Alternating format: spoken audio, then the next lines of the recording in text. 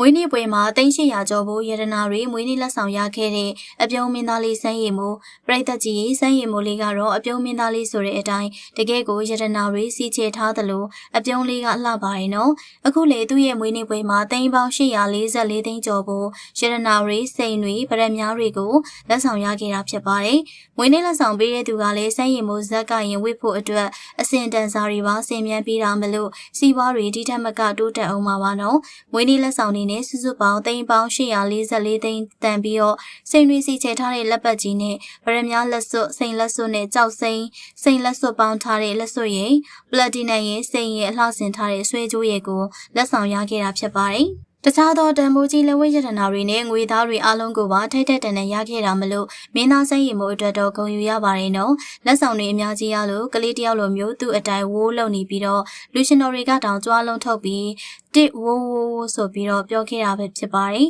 ဒီတော့ပရိသတ်ကြီးရင်မင်းသားလေးစိတ်ရည်မို့တရားမွေးနေ့မှဒီနှစ်ပေါင်းရာကျော်ဇက်သပင်လောကမှာပို့ပြီးတော့အောင်မြင်ပါစေလို့ဆုတောင်းပေးလိုက်ရပါတယ်နော်မွေးနေ့လက်ဆောင်တွေအများကြီးနဲ့ပျော်နေတဲ့မင်းသားလေးအပေါ်မှာပီတိဖြစ်မိပါတယ်မှတ်ချက်လေးကိုလည်းပြောပြခဲ့ကြပါအောင်ရှင်